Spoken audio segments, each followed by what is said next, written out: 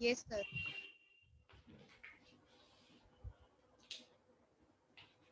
अपने चैप्टर 1 से स्टार्ट करेंगे,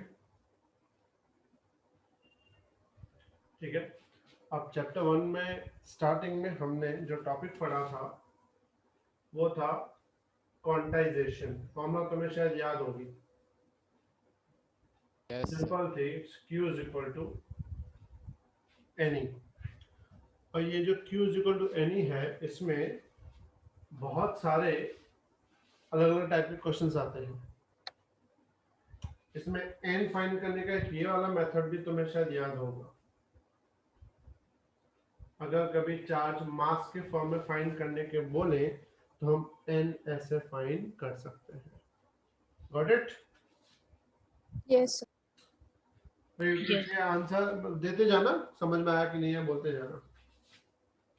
फिर कंडेंसेशन चार्ज में हमने एक और चीज पढ़ी थी, चार्जिंग। जो चार्जिंग था वो दो टाइप से होता था। कौन से दो टाइप से भाई? दो स्फीयर्स है, इसका चार्ज अगर Q1 है, इसका चार्ज अगर Q2 है, टच करने से पहले तो टच करने के बाद टोटल चार्ज कितना हो जाता है? दोनों का इंडिविजुअल हो जाता है Q1 प्लस Q2 अपॉन 2। कब? जब दोनों की साइज जो है वो सेम हो। अगर दोनों स्फीयर की साइज सेम होती है और दोनों पे इंडिविजुअल चार्ज अलग अलग है तो ज्वाइन करने के बाद चार्ज का क्या हो जाता है? एवरेज। एग्जाम्पल समझो, इसके पास चार्ज अगर Q है, इसके पास चार्ज अगर 0 है, तो एवरेज मिलेगा Q by 2 0 upon 2। It's Q/2। मतलब अब बाद में दोनों स्फीयर्स को चार्ज मिलेगा Q/2। क्लियर? दूसरी यस बात, लेकिन अगर दो स्फीयर्स हैं, अलग अलग रेडियस के हैं, ऊपर जो थे दोनों सेम साइज के थे, लेकिन अगर अलग अलग रेडियस के हो तो इंडिविजुअल चार्ज कितना बनता है? तो Q1 मिलता है total charge Q into radius upon R1 plus R2। Similarly Q2 क्या बन जाएगा? Q R2 divide by R1 plus R2। मतलब सेम डायमेंशंस हो तो चार्ज का सीधा क्या बन जाता है? एवरेज। लेकिन अगर डिफरेंट डायमेंशंस हो तो चार्ज का एवरेज नहीं बनता, वो डिपेंड करता है साइज पे। Clear everyone? किसी को डाउट यहां तक? No sir. No sir. अब ये तो था सिंपल चार्ज के रिस्पेक्ट में कुछ पोर्शन, इसमें से एमसीक्यूज आते हैं। फिर थ्योरी का जो पहला पोर्शन स्टार्ट होता है, it is called Coulomb's law. तो कूलम्ब्स लॉ में थ्योरी कौन सी आती है? तो Coulomb's law in vector form की थ्योरी आती है। तो सबसे पहले तुम्हें कूलम्ब्स लॉ के बारे में पता होना चाहिए। कूलम्ब्स लॉ की बेसिक फॉर्मूला थी F is equal to K Q1 Q2 by R square. इसमें हम K कहां से लाए थे? 1/4 पाई। अच्छा, K की वैल्यू क्या होती है? 9 into 10 9 is to into 10 9. is to 10 power into 10 is to 9 unit Newton meter square per coulomb meter square. square upon coulomb. अच्छा, ये तो था ऐसा यूनिट। सीजीएस में K की वैल्यू क्या होती है? 1 याद dynes रखना, है। meter one square Dyne। per CGS। वो एसआई में होती है 9 into 10 is to 9। अच्छा, एप्सिलॉन नॉट की value 8.85 into 10 to the power minus 12. 12 coulomb square पर न्यूटन मीटर स्क्वायर। ये जो है एप्सिलॉन नॉट, ये क्या है? It's a permittivity of vacuum. दूसरी बात इसमें एक और, अगर फोर्स इन मीडियम की बात करें तो मीडियम में सिर्फ क्या चेंज हो जाता है? एप्सिलॉन हो जाता है। Q1 Q2 upon 4 pi epsilon बन जाता है एप्सिलॉन नॉट की जगह। या फिर अगर उसको हम वैक्यूम से डिफाइन करें तो डिवाइड बाय हम के लेते हैं। किसी को पता है के क्या होता है? Dielectric constant. इलेक्ट्रिक कांस्टेंट, और इसकी वैल्यू डिपेंड करती है मटेरियल कौन सा है। वैसे इस के को हम लोग ऐसा भी लिखते हैं, एप्सिलॉन अपॉन एप्सिलॉन नॉट, या रिलेटिव परमिटिविटी, मतलब इस तरीके से भी दिखाया जाता है। ये तो बेसिक वैल्यूज है। वेक्टर फॉर्म कैसे लिखते हैं? वेक्टर फॉर्म लिखते हैं F12। क्या मतलब होता है F12 का? Force Force acting on 1 by 2. 1/2। इसकी फॉर्मूला होती है K Q1 Q2 R12 का यूनिट वेक्टर, नीचे R स्क्वायर या R12 का स्क्वायर। अच्छा, R12 कैसे फाइंड करते हैं? R1 minus R2 R1 by minus R2. magnitude of R1 very good, minus it's R1 minus R2 divide by R1 minus R2 का magnitude. इसमें force कैसे दिखाते हैं? अगर दोनों का प्रोडक्ट मोर देन 0 है, दोनों का प्रोडक्ट, दोनों चार्ज का प्रोडक्ट अगर मोर देन 0 है तो फोर्स कौन सा होगा? रिपल्सिव कि अट्रैक्टिव? रिपल्सिव। इट्स कंपल्सरी कौन सा होगा? रिपल्सिव। क्यों रिपल्सिव? दोनों क्योंकि चार्ज पॉजिटिव पॉजिटिव होंगे या दोनों similar नेगेटिव। टाइप के मिलेंगे। दोनों या तो पॉजिटिव होंगे या तो दोनों नेगेटिव होंगे। उनका एरो कैसे दिखाते हैं? तो अगर Q1 Q2 पे फोर्स लगा रहा है तो उसका एरो हम ऐसे दिखाएंगे, उसको क्या बोलेंगे? F21। मतलब फोर्स किस पे लग रहा है? 2 पे लग रहा है। लगा by 1. 1 किस तरफ लगा रहा है? बाहर की तरफ। सेम चीज Q2 जब Q1 पे लगाएगा तो कैसे लगाएगा? F12। और F12 कैसे लगेगा? फोर्स ऑन 1/2, जो किस तरफ लगेगा? लेफ्ट की तरफ। समझ में आई ये बात? Yes. Yes sir. अगर Q1 Q2 लेस देन 0 है, दोनों का प्रोडक्ट लेस देन 0 है, तो वो रिपल्सिव फोर्स नहीं होता। वो कौन सा फोर्स होता है? Attractive. अट्रैक्टिव। अट्रैक्टिव मतलब एक चार्ज पॉजिटिव होगा, दूसरा नेगेटिव। उस कंडीशन में फोर्स की डायरेक्शन जो है वो इनवर्ड लेते हैं। मतलब ये फोर्स होगा F21, फोर्स ऑन 2 बाय 1, मतलब Q1 जो है वो Q2 को अट्रैक्ट कर रहा है। सिमिलरली उल्टा भी, ये होगा F। समझ में आई सबको बात बेटा?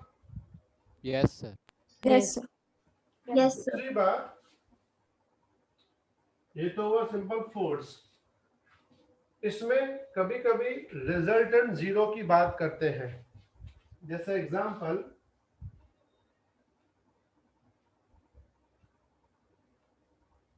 में दो चार्ज है Q1 और Q2। पूछेंगे तीसरा चार्ज कहां रखें जैसे उस पर रिजल्टेंट इन दोनों की वजह से 0 हो। तो तीसरा चार्ज रखने की 3 पोजीशन होती है, मिडल, राइट, लेफ्ट। लेकिन एग्जैक्ट कहां, तो वो डिपेंड करता है ये चार्ज कौन से। अगर इन दोनों का प्रोडक्ट मोर देन 0 है, उसका मतलब या तो दोनों पॉजिटिव है या दोनों नेगेटिव है। तो हम लोग थर्ड चार्ज यहां कहीं प्लेस करेंगे बिटवीन 2। उसमें से एक साइड ले लेंगे डिस्टेंस x, एक साइड ले लेंगे डिस्टेंस r माइनस एक्स, और ये पूरा r ले लेंगे। फिर क्या लिखेंगे? F1 इक्वल्स टू F2, मतलब इसका फोर्स इज इक्वल टू इसका फोर्स। तो F1 के फोर्स को लिखेंगे K Q1 Q by x square, और उसको लिखेंगे K Q2 Q by r minus x का स्क्वायर। फिर तुम्हें वैल्यू दी होगी, तुम्हें x फाइंड करना होगा। सिमिलरली, लेकिन अगर if Q1 Q2 less than 0 हो। अब लेस देन 0 का मतलब एक पॉजिटिव है, दूसरा नेगेटिव है, तो तीसरा चार्ज बीच में नहीं रखते। तीसरा चार्ज कहां रखते हैं? इफ स्मॉलर चार्ज Q1 का मैग्नीट्यूड Q2 से अगर कम है, Q1 का मैग्नीट्यूड Q2 से अगर कम है तो यहां रखेंगे तीसरा चार्ज। कितना दूर? x। यहां से कितना दूर? r plus x। दिख रहा है स्क्रीन में कि नहीं दिख रहा?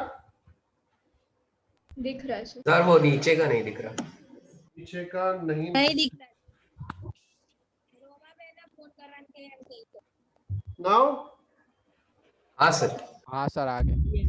ठीक है, तो अगर Q1 का मैग्नीट्यूड Q2 के मैग्नीट्यूड से छोटा है तो चार्ज Q1 की तरफ रखेंगे। लेकिन अगर उसका उल्टा हो, मतलब कि Q2 का मैग्नीट्यूड Q1 से छोटा हो, तो कैपिटल Q राइट साइड रखेंगे। इसका मतलब कि तीसरे चार्ज पे अगर फोर्स 0 करना है तो तीसरे चार्ज को छोटे चार्ज के पास में रखा जाता है। समझ में आई ये बात? Yes, sir. और इसमें फोर्स की ये वाली फॉर्मूला यूज नहीं करेंगे, उसमें क्या यूज करेंगे? F1 plus F2 is equal to 0। ये ध्यान रखना, इन दोनों की कंडीशन ध्यान रखना। ये वाली कौन सी कंडीशन है?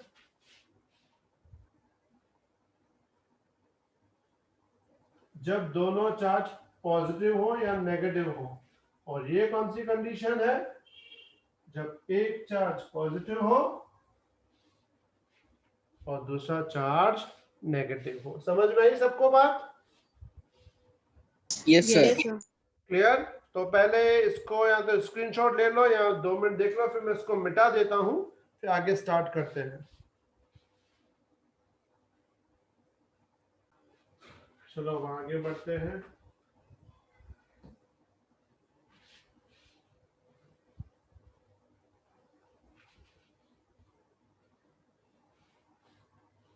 याद रखना, इस चैप्टर की पहली थियरी है Coulomb's law in vector form.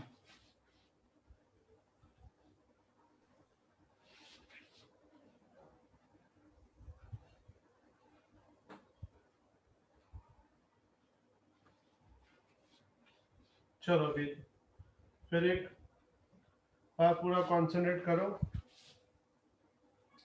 उसके बाद इसमें स्टार्ट होता है टॉपिक इलेक्ट्रिक फील्ड।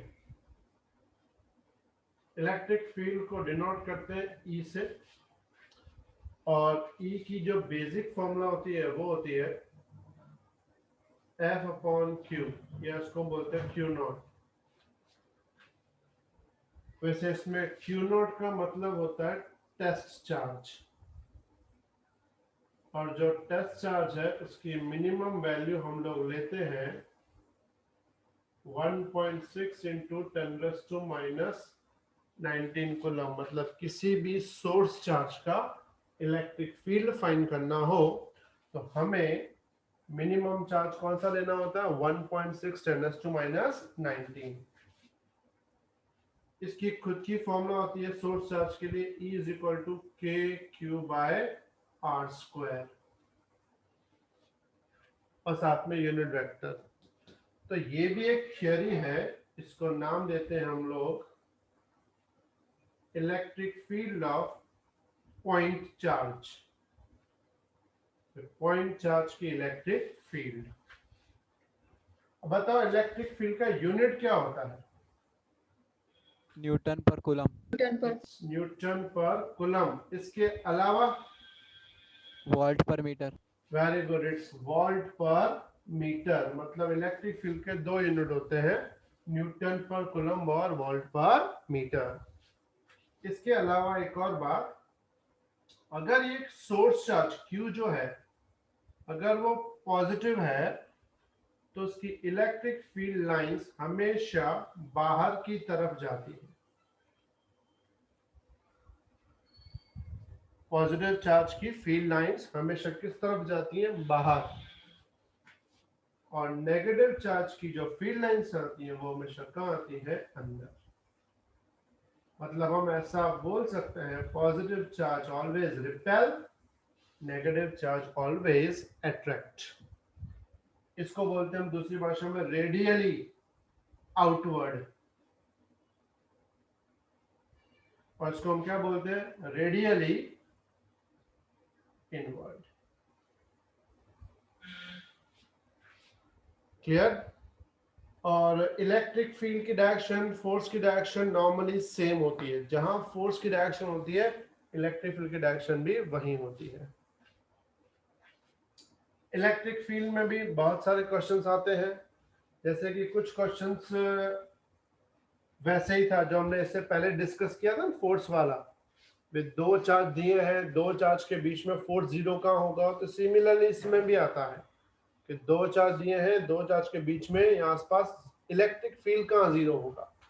तो इलेक्ट्रिक फील्ड के लिए भी सेम कंसेप्ट जैसे फोर्स में था कि अगर दोनों चार्ज पॉजिटिव है या दोनों चार्ज नेगेटिव है तो इलेक्ट्रिक फील्ड जीरो कहाँ होगा? बीच में कहीं। लेकिन अगर एक चार्ज पॉजिटिव है, एक चार्ज नेगेटिव है, तो इलेक्ट्रिक फील्ड जीरो कहाँ होगा? दोनों चार्ज में से जिसका मैग्नीट्यूड छोटा होगा उस तरफ। मतलब जो फोर्स के लिए एप्लीकेबल है वही इलेक्ट्रिक फील्ड के लिए भी एप्लीकेबल है। समझ में आई सबको बात बेटा? Clear everyone? Yes. Yes. अच्छा, ये तो इलेक्ट्रिक फील्ड था। इस पे डिपेंड स्टार्ट हुआ एक नया टॉपिक, इलेक्ट्रिक डायपोल। चलो तुम में से बताओ किसको इसकी डेफिनेशन याद है? बोलो सर बोलो बोलो जोर से। sir, a system which consists of two equal and opposite charges separated by finite distance. Very good. The system consists of two equal and opposite charges separated by finite distance is called electric dipole। मतलब एक charge minus Q है, एक charge plus Q है, दोनों के बीच का distance finite है। इस सिस्टम को हमने क्या नाम दिया था? Electric dipole. और ये जो इलेक्ट्रिक डायपोल है, इसमें एक प्रॉपर्टी आती है, उस प्रॉपर्टी को हम लोग नाम देते हैं electric dipole moment. Electric dipole moment. किसी को फॉर्मूला याद है इलेक्ट्रिक डायपोल मोमेंट की? Q into 2a. Electric is equal to Equals to Q into 2 है। Very good. P is equal to Q into 2a, जिसमें Q क्या है? Charge. The magnitude of Magnitude of either charge. I एक का magnitude. और 2a क्या है? It is the Distance to- Linear distance between two charges. two charges। Very good. तो दोनों के बीच का जो डिस्टेंस होगा वो तुम्हें 2a की जगह रखना है। कभी कभी गलती क्या होती है, भाई तुम्हें दिया है कि एक पॉजिटिव चार्ज है, एक नेगेटिव चार्ज है, उनके बीच का डिस्टेंस है 5 एंगस्ट्रॉन। एक नेगेटिव चार्ज है, एक पॉजिटिव चार्ज है, उनके बीच का डिस्टेंस है 5 एंगस्ट्रॉन। तो तुम 5 एंगस्ट्रॉन किसकी जगह रखोगे? 2a. 2a. 2a की जगह। मतलब इस पूरे की जगह 5 एंगस्ट्रॉम रखोगे। जल्दबाजी में ऐसा मत कर देना कि 2 into 5 कर दो, क्योंकि दो चार्ज के बीच का डिस्टेंस पूरा 2a होता है, a नहीं होता। मतलब इस 2a की जगह एक्चुअल में हम इसको क्या लिखते हैं? qd, जहां d मतलब distance between positive and negative charge. अच्छा, इसका यूनिट क्या होता है? Coulomb meter. Coulomb meter. Coulomb meter. अच्छा, direction Negative to positive. Negative to negative to positive. तो याद रखना, डायपोल मोमेंट की डायरेक्शन होती है नेगेटिव से पॉजिटिव, उसका यूनिट होता है कूलम्ब मीटर। समझ में आई सबको बात? ये Yes. Yes, sir. Yes. Yes, sir. Start होता है इसका इलेक्ट्रिक फील्ड। लेकिन इलेक्ट्रिक फील्ड से पहले इसकी एक चीज होती है, उसको हम बोलते हैं behaviour of dipole in uniform electric field. सबसे important theory, behaviour of dipole in uniform electric field. इसमें क्या था, एक यूनिफॉर्म इलेक्ट्रिक फील्ड है और यूनिफॉर्म इलेक्ट्रिक फील्ड में हमने एक डायपोल प्लेस किया है, एक साइड माइनस क्यू चार्ज, एक साइड प्लस क्यू चार्ज। इस पे फोर्स लगता है F इक्वल्स टू QE और इस पे यहाँ फोर्स लगता है F equals to minus QE, जिसकी वजह से ये अपने मेन पॉइंट से जो एंगल बनाता है थीटा, वो रोटेट करता है। और ये जब रोटेट करता है तो उस पे जो टॉर्क लगता है, उस टॉर्क को हमने डिफाइन किया था P क्रॉस E। डेरिवेशन तुम्हें याद रखनी है, याद है इसका डेरिवेशन पूरा? Yes, Yes, sir. sir. Yes, sir. बहुत इंपॉर्टेंट थ्योरी याद रखना है। ये कौन सी? Behaviour of dipole in uniform electric field. कि जब इसको यूनिफॉर्म इलेक्ट्रिक फील्ड में रखा जाता है तो दो फोर्स लगते हैं, दोनों इक्वल इन मैग्नीट्यूड होते हैं बट नॉन कोलिनियर होते हैं। नॉन कोलिनियर मतलब समझते हो, एक लाइन में नहीं होते, जिसकी वजह से इसके अंदर क्या जनरेट होता है? टॉर्क। क्लियर? किसी को डाउट इसमें? No, sir. No, sir. दूसरी बात इसमें यह भी याद रखना, the force in uniform electric field is always zero. The force यानी resultant force, the resultant force on dipole in uniform electric field is always zero. लेकिन टॉर्क तो तुम्हें पता है, टॉर्क में क्रॉस है तो क्रॉस में आता है साइन थीटा, मतलब वो थीटा पे डिपेंडेंट है। अगर थीटा पे डिपेंडेंट है तो अगर थीटा 0 हुआ या 180 हुआ तो साइन 0 या साइन 180 0 होता है। मतलब हम ऐसा बोल सकते हैं, टॉर्क में बी 0। मतलब हम पहले पॉइंट क्या डिस्कस किया, the resultant force on dipole is always 0। The resultant force of dipole is always 0 but the torque on dipole may be 0। ये दो स्टेटमेंट याद रखना, force always 0 but torque may be 0। किसमें? यूनिफॉर्म इलेक्ट्रिक फील्ड में। Similarly इसमें एक और चीज आता है, कौन सा? नॉन यूनिफॉर्म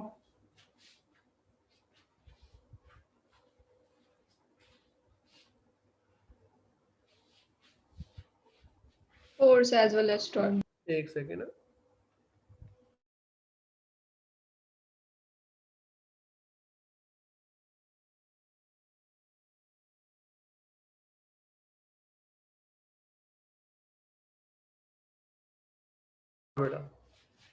नॉन यूनिफॉर्म में क्या होगा? Force never be 0 but torque May be again same thing,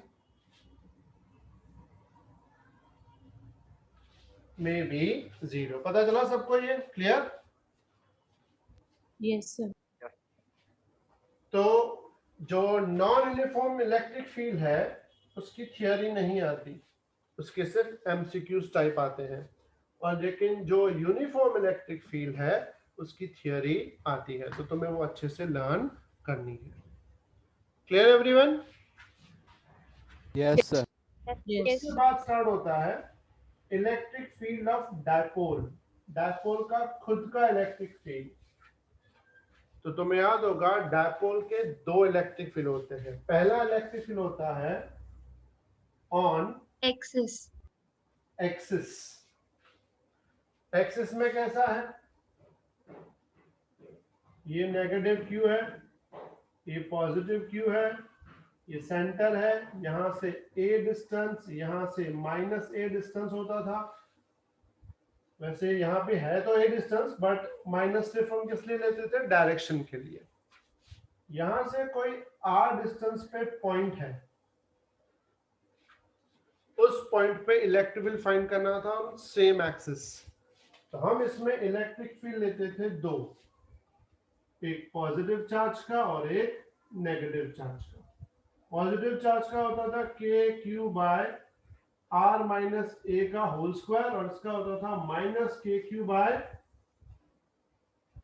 are plus ए का होल स्क्वायर। याद है डेरिवेशन ये? Yes, sir. Yes, sir. Yes, sir. तो के क्यू कॉमन एलसीएम करके लास्ट वैल्यू क्या मिलेगी बोलो? 2kp upon r cube. 2 kp by r cube. kp upon, अच्छा आर भी आएगा, r upon r square minus a square. A square का whole square. स्क्वायर, ये वैल्यू आएगी एक्चुअल। बाद में स्पेशल केस में हम देखते हैं। अच्छा, इस वैल्यू में जो डायरेक्शन होगी वो कौन सी डायरेक्शन होगी? ठीक है। डायपोल मोमेंट की। डायपोल मोमेंट का मतलब है कि डायपोल मोमेंट की डायरेक्शन कहां से कहां होती है? माइनस से प्लस की तरफ, नेगेटिव से पॉजिटिव की तरफ। तो इलेक्ट्रिक फील्ड में भी इस पॉइंट पे, एक्सिस वाले पॉइंट पे डायरेक्शन कहां होती है? नेगेटिव से पॉजिटिव। मतलब एक्सिस का इलेक्ट्रिक फील्ड की डायरेक्शन और डायपोल मोमेंट की डायरेक्शन क्या होती है? सेम। तो इसमें एक केस ले लेते थे, r ग्रेटर देन a, तब वैल्यू क्या बन जाती थी?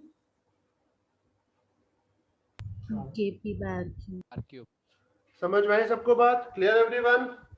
Yes. Yes, sir. Yes, sir. ठीक है, तो पहले इसका स्क्रीनशॉट ले लो क्योंकि मेरे ख्याल से मीटिंग खत्म होने वाली है, तो वापस तुम्हें उसी मीटिंग पे आके ज्वाइन करना है। अभी ये इसमें से कुछ लिखना हो, स्क्रीनशॉट लेना हो तो ले लो, या पूरा देखना हो, कुछ डाउट निकले तो बता दो। फिर मीटिंग खत्म हो जाए तो वापस उसी पे लिंक पे क्लिक करके आ जाओ।